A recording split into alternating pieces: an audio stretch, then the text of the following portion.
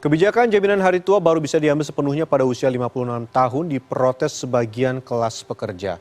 Para pekerja mengaku JHT adalah harapan mereka jika terkena PHK saat sulit mendapat pekerjaan atau memilih berwirausaha.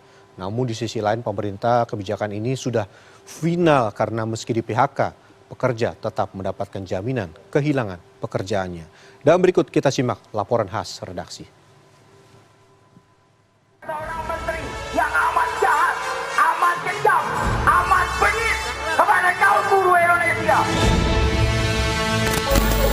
Suara lantang menolak kebijakan JHT 56 tahun keluar dari mulut para demonstran kelas pekerja di depan kantor Kementerian Tenaga Kerja di Jakarta, Rabu 16 Februari.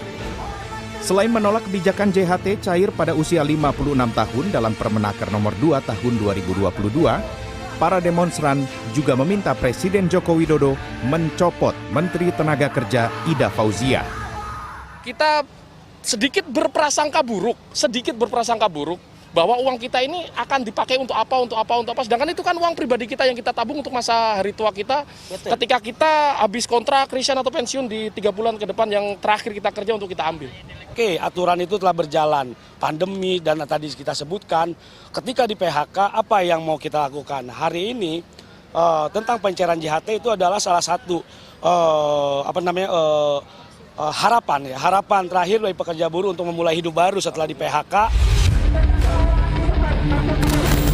Tidak hanya di Jakarta, aksi protes kebijakan JHT 56 tahun juga dilakukan di kantor BPJS Ketenagakerjaan Makassar, Sulawesi Selatan.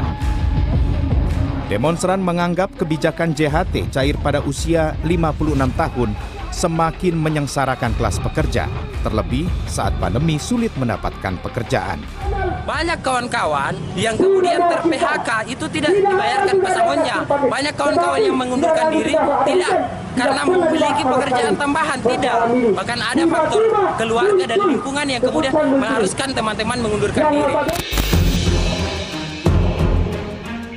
Mendapat protes dari kelas pekerja, pemerintah yakni Kementerian Tenaga Kerja mengaku punya alasan tersendiri. Dirjen Pembinaan Hubungan Industrial dan Jaminan Sosial Tenaga Kerja Kemenaker Indah Anggoro Putri mengungkapkan kebijakan JHT baru bisa dicairkan saat usia 56 tahun akan diikuti dengan pemberlakuan jaminan kehilangan pekerjaan atau JKP yang akan diterima pekerja saat di PHK. Penerima program ini akan mendapatkan uang tunai dari BPJS Ketenagakerjaan selama 6 bulan setelah mengalami PHK dengan besaran 45% dari upah pada 3 bulan pertama dan 25% dari upah pada 3 bulan berikutnya. Adapun batas atas upah yang ditetapkan adalah sebesar 5 juta rupiah. Sesuai esensinya bahwa memang yang namanya jaminan hari tua, HT-nya tuh hari tua adalah untuk masa tua, bukan jaminan hari muda gitu.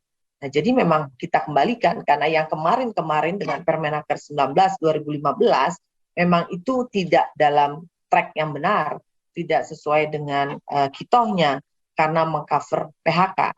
Jadi kalau dilihat di Undang-Undang SJSN, maka JHT ini bukan untuk mengcover PHK.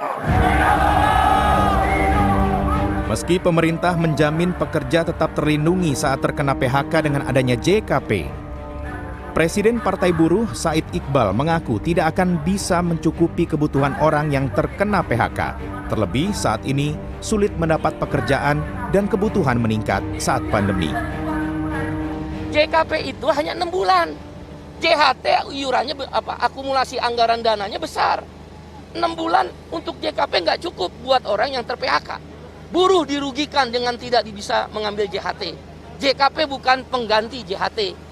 Karena 45% dari gaji 3 bulan pertama, JKP 3 bulan kedua hanya 25%. Dana jaminan hari tua yang merupakan iuran dari pekerja dan perusahaan pada tahun 2021 total mencapai 372,5 triliun rupiah. Sebagian besar dana JHT pekerja ini diinvestasikan dalam bentuk obligasi dan surat berharga, di mana 92% merupakan surat utang negara. Tim Liputan CNN Indonesia.